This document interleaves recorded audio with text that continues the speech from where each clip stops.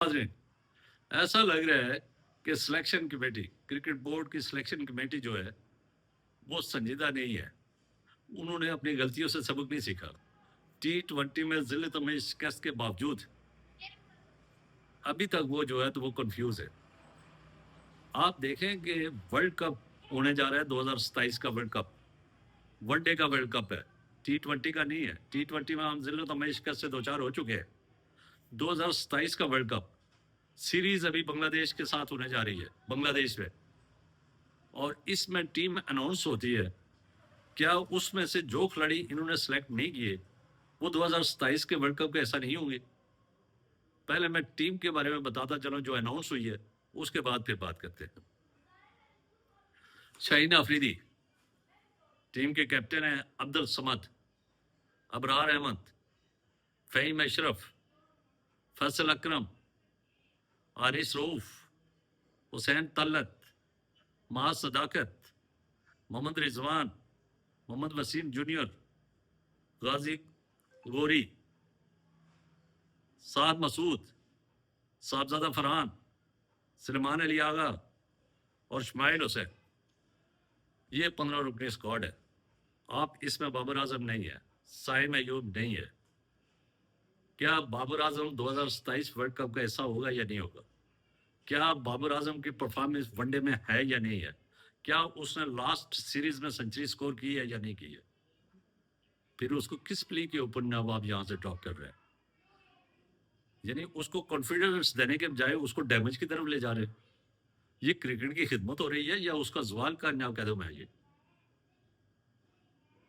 साइम अयूब, क्या उसकी वनडे में परफॉर्मेंस नहीं है?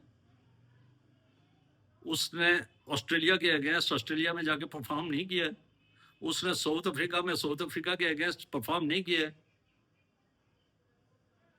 वो वनडे में वो अच्छा खिलाड़ी है, उसको ओपनर ना करें, एज ए ऑलराउंडर कंसिडर करें, लेकिन वो टीम का हिस्सा होना चाहिए था।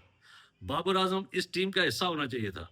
ये टीम ऐसी सिलेक्ट होनी चाहिए थी कि 2027 के वर्ल्ड कप को मद्देनजर रखते हुए ना सिलेक्ट होनी चाहिए थी, और अभी से तैयारी करनी थी, अभी से तैयारी करनी थी, ताकि 2027 के वर्ल्ड कप में पूरी तरह ना हम प्रिपेयर हो चुके हों।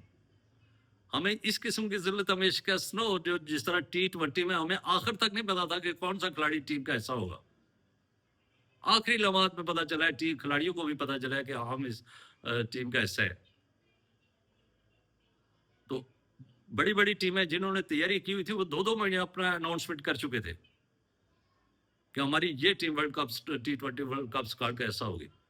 अब वही सूरत हाल, वही स्टेप आप उठाना चाहते हैं जब आप वनडे के वनडे में अभी अभी से अगर आप तैयारी, इसके बाद आपने 2026 में कितनी सीरीज आ रही है?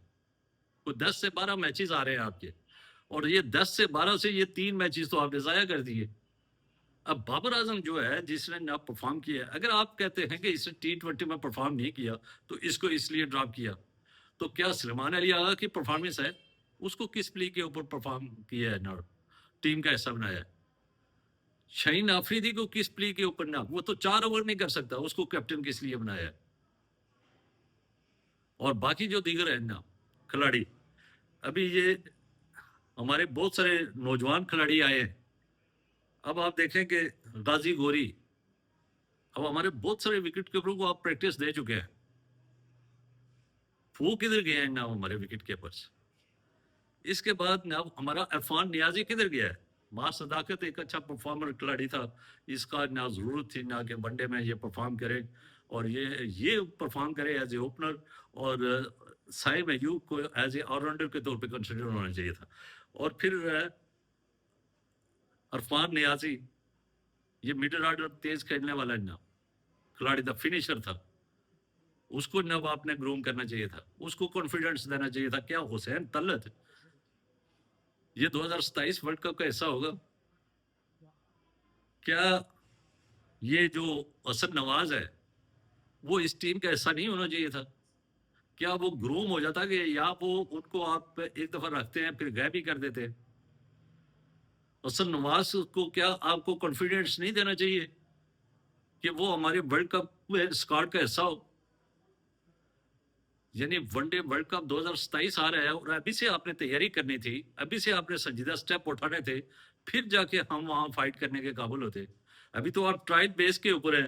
अब इनमें से ना जो वहां परफॉर्म नहीं करेगा वो आधे गायब हो जाएंगे।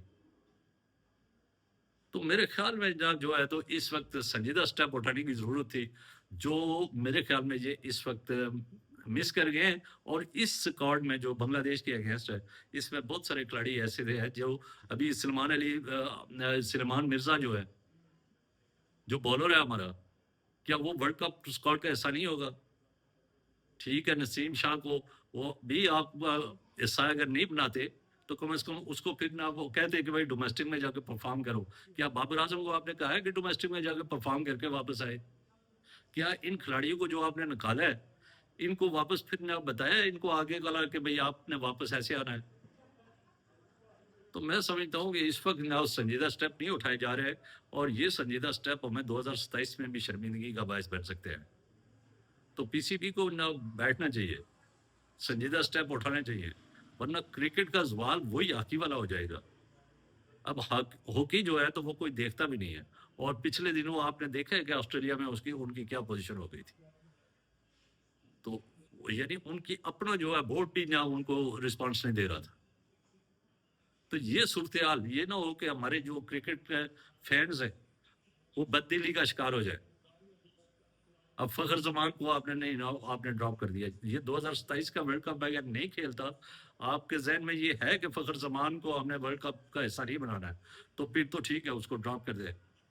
आपके जहन में ये भी है कि अगर बाबर आजम को हमने वर्ल्ड कप स्क्वाड का हिस्सा नहीं बनाना है, तो फिर ठीक है, उसको भी ड्रॉप कर दे। आपके जहन में ये है कि साइम अयूब को वर्ल्ड कप स्क्वाड का हिस्सा नहीं बनाना है, तो फिर उसको भी ड्रॉप कर दें। लेकिन आप ये बताएं कि ये T20 वर्ल्ड कप में जो परफॉर्मेंस है उसके ऊपर आप इनको ड्रॉप नहीं कर सकते। ये अलग एक फॉर्मेट है, वो अलग एक फॉर्मेट है। तो बाबर आजम है ही वनडे का, यानी वनडे का स्पेशलिस्ट बैट्समैन है हमारा, और उसी बैट्समैन को एक ही उसके पास वनडे है रह गया, और वो भी उसमें भी उसको डैमेज करना जा रहे हैं आप। इस बैट्समैन को कॉन्फिडेंस देना था। ये जाए कि आप कॉन्फिडेंस देने के बजाय, ठीक है वो T20 का खिलाड़ी नहीं है, लेकिन इसका ये मकसद नहीं है कि वो T20 का खिलाड़ी नहीं है तो उसको यहां से भी उठा के, वनडे से भी उठा के बाहर फेंक दे। तो ये बहुत सारी ना बीतरी करनी पड़ेगी, बहुत सारे बोल्ड स्टेप उठाने पड़ेंगे, बहुत सारे संजीदा स्टेप उठाने पड़ेंगे क्रिकेट की बेहतरी के लिए। ये नहीं है कि जाती मंशा और जाती अना की वजह से ना क्रिकेट को हम नुकसान पहुंचाए। और मेरी दुआ यही है कि पाकिस्तान क्रिकेट सही सिलेक्शन और सही मेरिट को मद्देनजर रखे, आने वाले जो मैचेस होंगे ऑस्ट्रेलिया के साथ, वेस्ट इंडीज के साथ, जिस जो भी हमारा टूर होगा उसमें अच्छी सिलेक्शन हो और अच्छी परफॉर्मेंस दे। अब तक के लिए इतना ही, मुझे दीजिए इजाज़त। खुश रहिए, आबाद रहिए और इस चैनल के साथ जुड़े रहिए। इसका मकसद है सब्सक्राइब करें, बेल आइकन को क्लिक करें, ताकि जो भी नई वीडियो आए वो बर वक्त आप तक पहुँचे। अल्लाह हाफिज़, शुक्रिया।